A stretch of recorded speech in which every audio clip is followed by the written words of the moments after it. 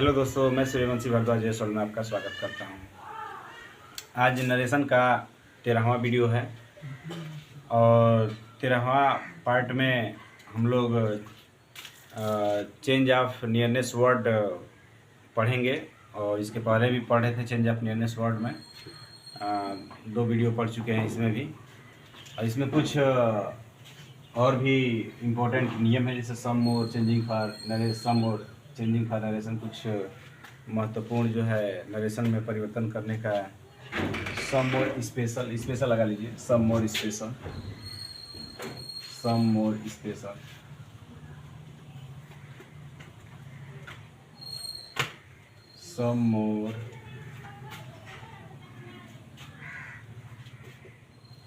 सम और special changing for narration. कुछ महत्वपूर्ण परिवर्तन किए जाएंगे नरेशन के अंदर, ठीक है ना। तो आइए देखते हैं क्या क्या है ऐसे चीज़ें जिसको बदला जा सकता है, ठीक है दोस्तों। देखिए, पढ़ाई करने के लिए ज़रूरी है ईमानदारी। ईमानदारी एक ऐसी चीज़ है जो कि अपने आप में बहुत मायने रखती है। अगर इंसान स्वयं से ईमानदार बन जाए तो लाइफ में वो कुछ भी हासिल कर सकता है। ईमानदारी और किसी भी चीज़ के प्रति आत्मसमर्पण, ये बहुत ज़रूरी होता है। आत्मसमर्पण शब्द एक बहुत ही छोटा शब्द है, लेकिन ये अपने आप में बहुत कुछ लेकर बैठा हुआ है। तो इसलिए ये ज़रूरी है कि हर पढ़ने वाला स्टूडेंट अपने आप में अपने काम के प्रति अपने आप को आत्मसमर्पण कर दे और उसके प्रति ईमानदारी अपने अंदर बैठा ले। फिर वो लाइफ में किसी भी चीज़ को ऐसा कोई चीज़ नहीं है दुनिया का जो वो हासिल नहीं कर सकता है। वो सब कुछ हासिल कर सकता है, लेकिन ज़रूरी है खुद को उस काम के प्रति आत्मसमर्पण करना और ईमानदारी पूर्वक उस काम को करना है, ठीक है ना। आइए देखते हैं, ठीक है ना। देखिए, ध्यान दीजिए, नोट में इसके बाद एक है कि कह रहा है कि नीड नॉट को इनडायरेक्ट स्पीच में ज्यों का त्यों रहने देते हैं। मतलब कि अगर नीड नॉट से अगर कोई नरेशन बनाने के लिए आता है डायरेक्ट स्पीच, तो उसको इनडायरेक्ट बदलते समय उसमें कोई परिवर्तन नहीं किया जाएगा, उसको ज्यों का त्यों छोड़ देते हैं। कैसे, तो आइए देखते हैं। जैसे he said to wife I need not go there now. He said to wife, he said to wife I need not go there now. He said wife, comma down का मैं, I did not go there now, क्या हो जाएगा? He told wife that, ठीक है ना। अब आई जो है ही के अनुसार बदलेगा तो क्या हो जाएगा? He need not go there, now का क्या हो जाएगा? देन, ठीक है ना। बस हो गया। आई जो है आपके सब्जेक्ट अनुसार चेंज होता है, तो ही है तो ही हो गया, ठीक है ना। तो इसके बाद अगला नियम पढ़ा जाएगा, रूल 4। कितना था? रूल 3 था ना। हाँ, रूल 2 इसके पहले रूल 2 था कि रूल 3 था? रूल 2। अच्छा हाँ, रूल 2 था। नोट में रूल 2 था, ठीक है ना। ठीक ठीक ठीक। उसके बाद rule 3।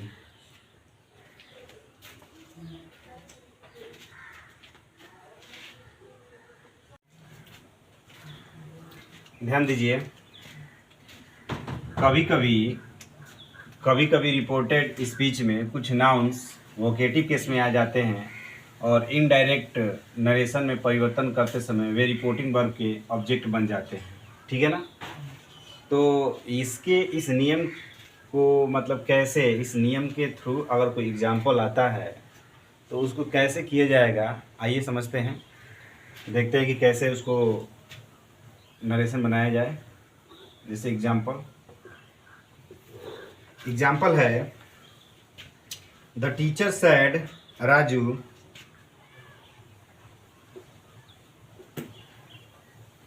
the teacher said comma double inverted comma Raju, the teacher said Raju I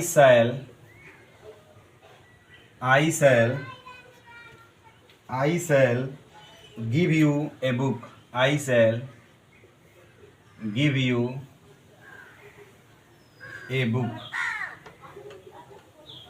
तो ध्यान दीजिए, अब ये वोकेटिव केस में है, ठीक है ना राजू।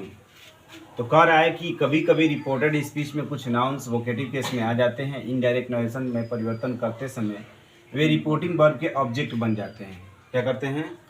ऑब्जेक्ट बन जाते हैं। मतलब कि ये रिपोर्टिंग वर्ब है और इसके ये ऑब्जेक्ट बन जाएंगे, ठीक है ना। आए बात समझो ना। तो इनडायरेक्ट बनाया जाए, द टीचर। अब जब इसका ऑब्जेक्ट बनेगा, ये ऑब्जेक्ट बनेगा, समझिएगा, तो ये क्या हो जाएगा? टोल्ड हो जाएगा। The teacher told Raju, the teacher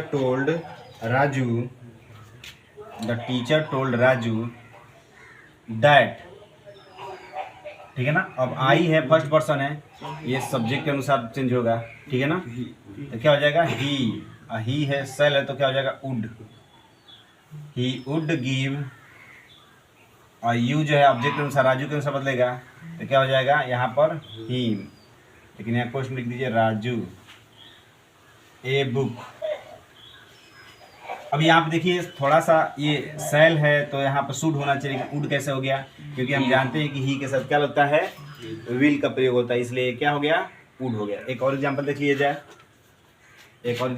जाए, जैसे माई सन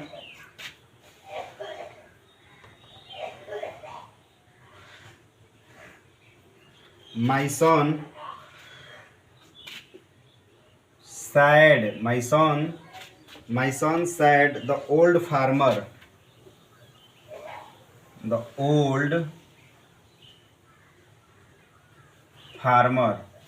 my son said the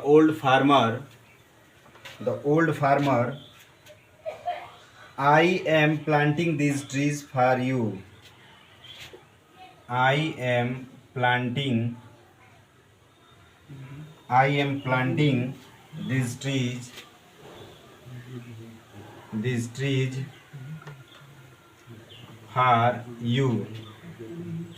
for you, ठीक है ना।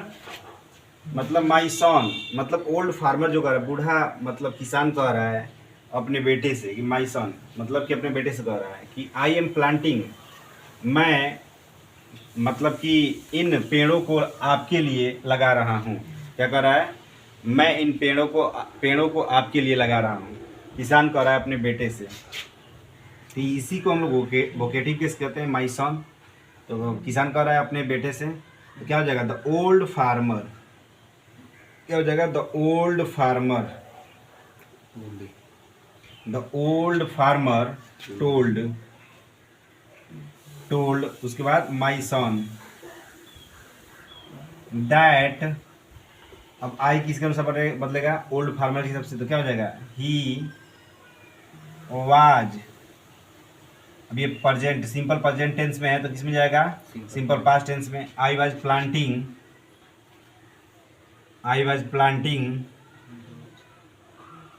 these trees, अब these के क्या हो जाएगा? दो हो जाएगा ना। हाँ, लेकिन ये ऑब्जेक्टिव के काम कर रहा है, तो हो सकता है कि these trees for, यू जो है दो ट्रीज फॉर, अब यू है ऑब्जेक्ट अनुसार, तो क्या हो जाएगा? ऑब्जेक्ट में माई सन है, तो क्या हो जाएगा? अब माई सन है तो हो जाएगा हिज सन हो जाएगा। माई सन है तो क्या हो जाएगा? ऑब्जेक्ट के अनुसार तो यहाँ आएगा तो योर सन हो जाएगा, ठीक है ना। फॉर योर सन, ठीक है ना। आएगा समझ में? फॉर क्या हो जाएगा? Your son.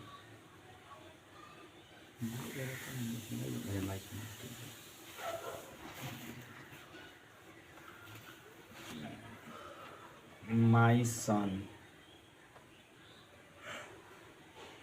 ठीक है। लेकिन यहाँ देम का भी प्रयोग कर सकते हैं आप। योर सन की जगह पर क्या कर सकते हैं? देम भी लगा सकते हैं। यू है ना, तो माई सन है, तो इसकी जगह पर हम लोग यहाँ देम भी लगा सकते हैं, ठीक है ना। यहाँ पे दो स्ट्रीज फार यू है ना, तो देम भी लगा सकते हैं हम लोग, फार देम, ठीक है ना। फार देम मतलब क्या, उनके लिए, ठीक है ना। आएगा समझ में, चीज़ें समझ में आ रही है ना। हाँ, वो दूसरा एग्जाम्पल ये समझ में नहीं आया क्या कर रहा है। जैसे देखिए ये क्या है ना कि उल्टा कर दिया है। जैसे कि रिपोर्टेड स्पीच को बाद में, रिपोर्टेड स्पीच जो है वोकेटिव इसको पहले कर दिया है, और जो रिपोर्टिंग वर्ब है, ये रिपोर्टिंग स्पीच है, इसको बाद में लिखा है। समझ में आ रहा है ना। माई सन मतलब कि ये चीज़ें पहले होनी चाहिए, ये चीज़ें बाद में होनी चाहिए, ठीक है ना। तो वो चीज़ आपको ध्यान नहीं देना है, ध्यान देना है कि रिपोर्टिंग स्पीच कहाँ है, क्या ध्यान देना है, रिपोर्टिंग स्पीच कहाँ है। अगर ये ध्यान देंगे कि रिपोर्टिंग स्पीच कहाँ है, तो रिपोर्टिंग स्पीच यहाँ है। आप और नरेशन बनाते समय सबसे पहले रिपोर्टिंग स्पीच को खोजना है। रिपोर्टिंग स्पीच मिल गया, द ओल्ड फार्मर, किससे कह रहा है, माई सन, अपने पुत्र से कह रहा है। The old farmer told my son that, बाकी सब वही ये है, ठीक है। कोई दिक्कत नहीं ना। चलिए अगला रूल्स देखा जाए, ठीक है दोस्तों। अगर नरेशन पढ़ाया हुआ चीज़ें आपको समझ में आ रहा है तो आप चैनल को लाइक कीजिए, सब्सक्राइब कीजिए और शेयर कीजिए, कमेंट कीजिए। समझ में आ रहा है तो ठीक है ना, नहीं समझ में आ रहा है तो भी बताइएगा कि समझ में नहीं आ रहा है, ठीक है ना, कि उसको कमेंट करिएगा, तो फिर से मैं उसको बताने का प्रयास करूँगा कि समझ में नहीं आ रहा है, ठीक है। चलिए लिखिए, छापिए।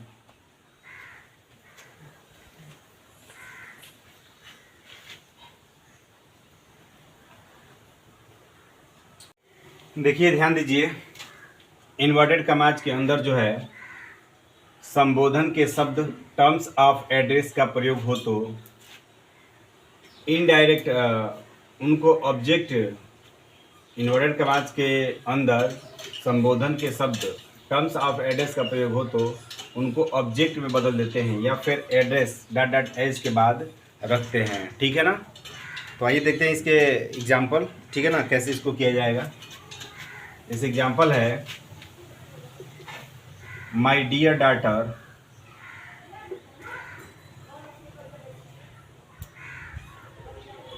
माई dear daughter, my dear daughter comma said she, said she, वह अपने प्रिय पुत्री से कहती है, क्या कहती है, आई शैल टीच यू संस्कृत, मैं आपको संस्कृत पढ़ाऊंगी। आई शैल टीच यू संस्कृत, मैं आपको संस्कृत पढ़ाऊंगी, ठीक है ना। तो कह रहा है कि एड्रेस डाटा एज के बाद रखते हैं, ठीक है ना। तो इसको हम लोग बदल सकते हैं, क्या कर सकते हैं, जब एड्रेस लगाएंगे, जब डायरेक्ट से इनडायरेक्ट बनाएंगे, तो इनडायरेक्ट बनाते समय हम लोग क्या करेंगे, लिखेंगे कि addressing her as, addressing her as her dear daughter, her dear daughter, addressing her as dear daughter, dear daughter she said that, बाकी सेम प्रोसेसिंग वही होएगा, दैट के बाद अब आई है तो क्या हो जाएगा, सी, और सी है तो क्या हो जाएगा, वुड, सेल है तो सी वुड, दैट के बाद she would teach her Sanskrit,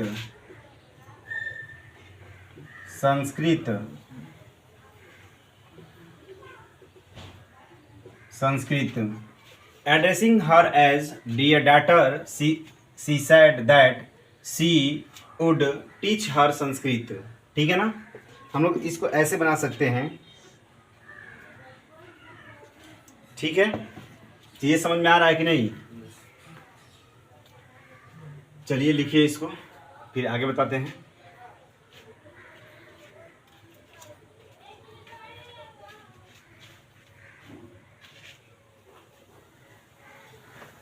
ध्यान दीजिए,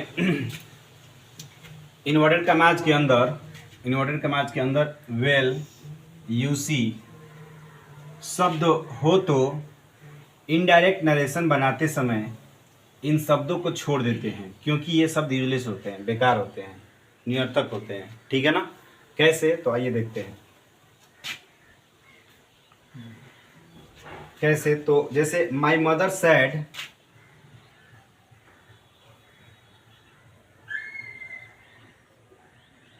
my mother sad well Ram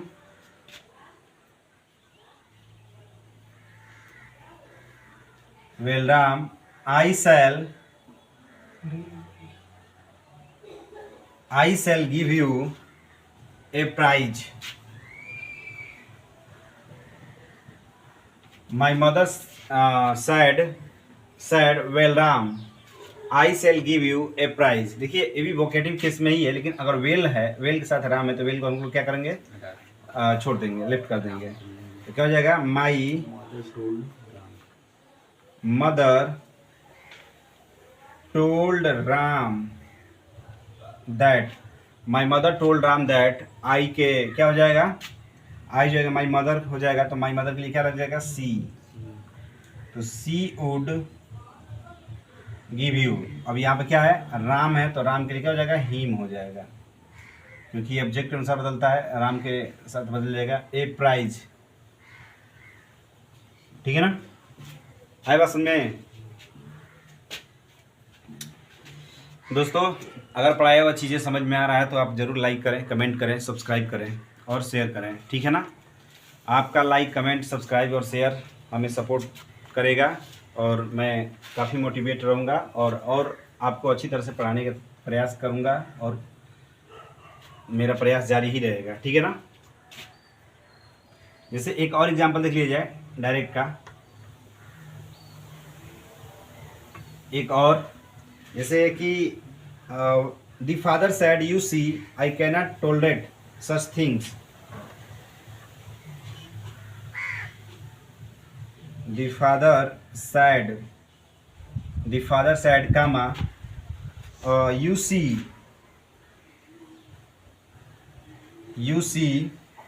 I cannot tolerate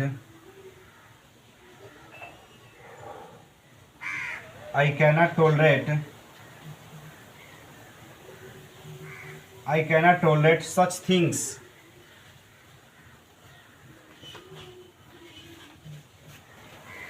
The father said, तो यहाँ पे यूसी है ना, तो इसको छोड़ देंगे, यूसी को छोड़ देंगे हम लोग। ठीक है ना? आए बात समझ में? यूसी यहाँ पे यूजलेस है, कोई दिक्कत नहीं है इसे।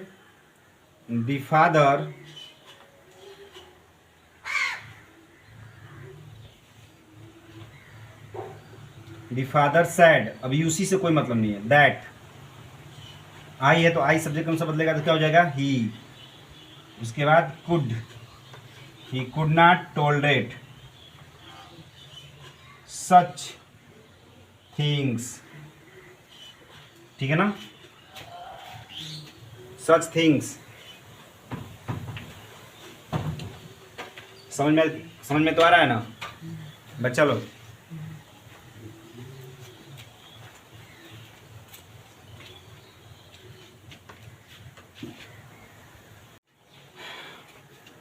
देखिए कुछ एक्सरसाइज है इस, जो पहले हम लोग नियम पढ़ चुके हैं, जो पहले पढ़ा दिया गया है, उसी पर आधारित कुछ एक्सरसाइज, 5 एक्सरसाइज दिया गया है। इस एक्सरसाइज को आप लोग कीजिएगा और करने के बाद कमेंट्स में लिखिएगा। ठीक है ना? और निश्चित तौर पर मैं चेक करूँगा कि आपका एक्सरसाइज सही है या गलत है। ठीक है ना?